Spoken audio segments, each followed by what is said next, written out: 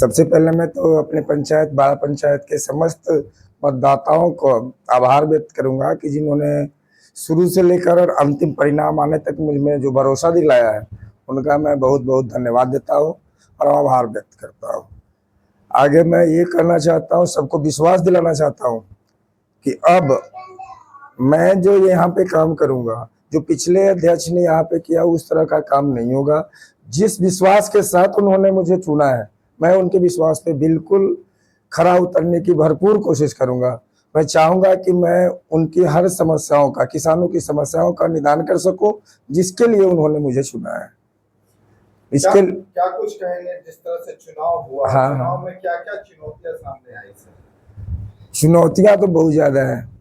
किसानों का धान पैक्स में जाता तो जरूर है, सरकार बोलती है 24 घंटे के अंदर पैसा देंगे। पैक्स अध्यक्ष धान तो ले लेते हैं, 24 घंटा क्या 24 महीना लगा देते हैं पैसा देने में।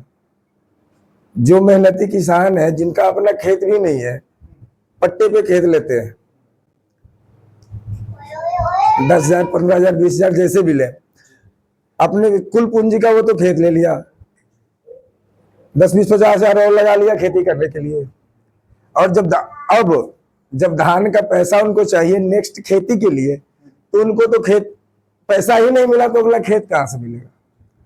तो उनका खेत भी गया और पैसा भी चला जाता है बेचारे का। तो ये समस्या से उनको निजात मिलेगा, खाद की सुविधा मिलेगी। कई बार शिकायत होती है वोटरों का, हाँ, किसान होते हुए भी वोटर लिस्ट में नाम नहीं। हाँ बिल्कुल बिल्कुल बिल्कुल बिल्कुल।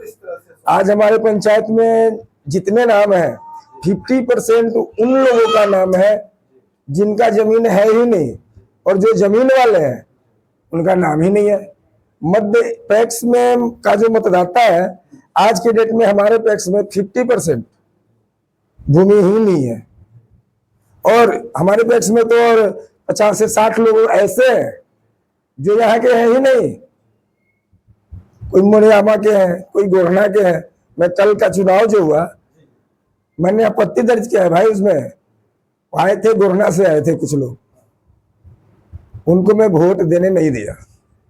मेरे साथ बोला कि आपत्ति क्यों नहीं किया, तो मैंने वहां गोरना का भी पैक्स का जो लिस्ट होता है वो भी निकाल के और यहाँ का दोनों का मिलान करवाने को दे दिया।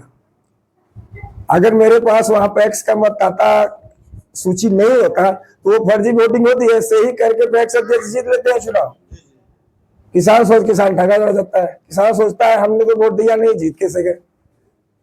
अध्यक्ष ठगते चले जाते हैं, किसान में सारे परेशान हो जाते हैं। केंद्र सरकार और राज्य सरकार ने ऐसी कई योजनाएं दी हैं बिल्कुल, के माध्यम से जो कि किसानों को लाभान्वित हो सकते। हाँ हाँ, उस योजनाओं को अपने क्षेत्र में किस तरह से लागू करेंगे, कैसे बिना भेदभाव रहित आप लागू करेंगे? मैं भेदभाव तो बिल्कुल ही नहीं करूंगा, चाहे वो किसी भी जाति, किसी भी धर्म, किसी भी संप्रदाय से। मैं कोशिश करूंगा कि एक पैक्स के माध्यम से ही नहीं, सरकार के जितनी भी ये बिहार सरकार की जो किसानों के लिए योजना है, फसल बीमा फ्री में होती है। फसल बीमा जो है फ्री में सरकार देती है, बिहार सरकार अपने पॉकेट से प्रीमियम जमा करती है।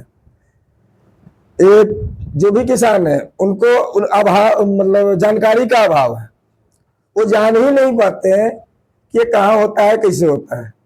ये सारी सुविधाएं उनको मिलेगा। पैक्स के जो सीएससी है, मैं सीएससी खुलवा के सारे लोगों का, सीएससी के माध्यम जितने भी हमारे मेंबर हैं या न हो मेंबर, मैं भरपूर कोशिश करूंगा कि सारे लोग, तो फ्री में होता ही है, ना पैक्स का पैसा लगता है, सरकार पैसा देती है, न किसान का पैसा लग रहा है। केवल एक माध्यम होना चाहिए जो किसानों की मतलब क्षति, जैसे भी धान गेहूं जो भी है बारिश के कारण जो प्रभावित होता है, तो मेरा भी गया है भाई, तो हम लोग जागरूक नहीं है इसके प्रति।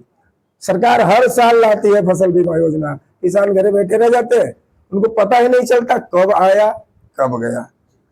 आपके पैक्स क्षेत्र में भंडारण की क्या सुविधा है? अगर भंडारण की सुविधा नहीं, भंडारण तो है नहीं, उसके लिए आप क्या करते हैं?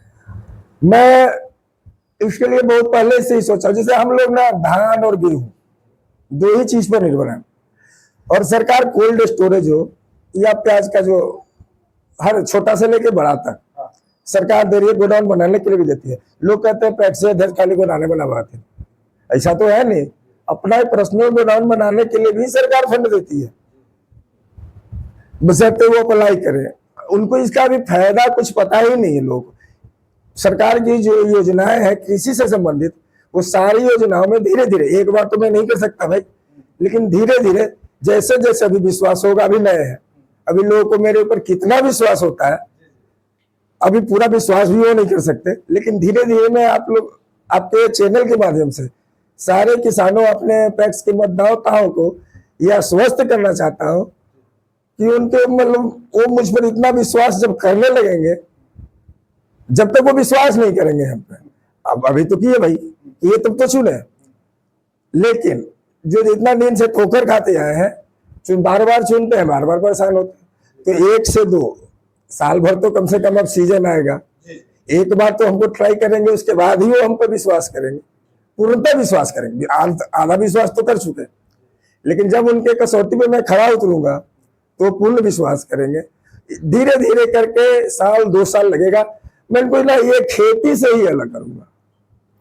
सरकार की बहुत योजनाएं हैं, सब्जी से संबंधित हो, बागवानी से संबंधित हो, मछली से संबंधित हो, सब्सिडी हर चीज में सरकार देती है।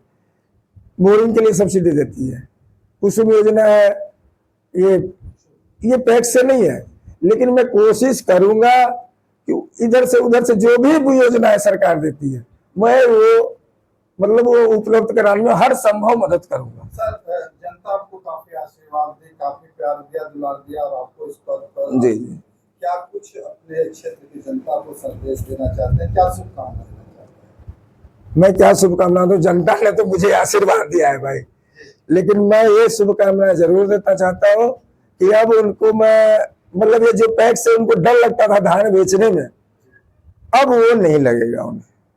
अपना परिचय दें। चंदन कुमार, पंचायत बाला।